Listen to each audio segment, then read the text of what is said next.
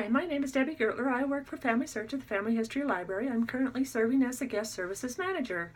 I am an accredited genealogist in both Spain and in the United States Mid-South, and I am passionate about Hispanic research. I am fluent in Spanish from having lived in South America for over 5 years, and I love helping the Latinos find their ancestry. So this session that I'm proposing is called Straddling the Mountains, Basque Research, and it's titled that because the Basque country sits in northern Spain and southern France and straddles both sides of the Pyrenees Mountains. So I am passionate about Basque research. I've been to the Basque country several times, and their country is beautiful. If you've ever seen the Swiss Alps, the Basque country looks a lot like that. It's beautiful. But interestingly enough, and this will be brought out in the session that I'm going to be teaching, many Basques left their beautiful homeland to go to other areas. So during my session, I'm going to talk about a little bit about that push and pull. What pushed them to leave their country? What pulled them to come to the place where they eventually ended up?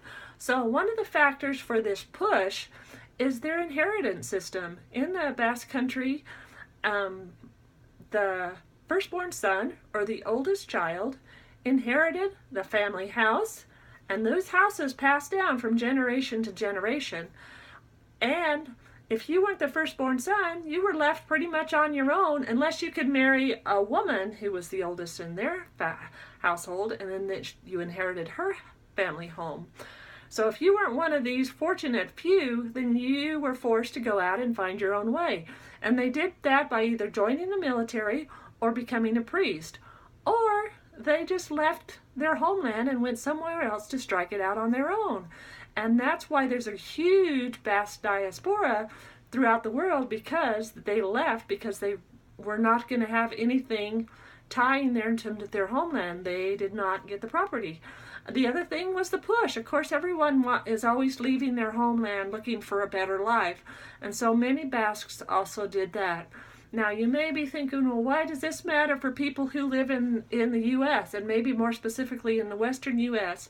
If you're not aware, there is a huge Basque population in the western U.S., especially in Idaho and Wyoming. Many went into California. They came here. They became sheep herders. They became ranchers.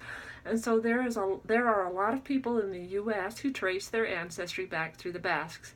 And there are also many people throughout Latin America who have Basque ancestry. And so I think this will be interesting for a lot of people. Thank you.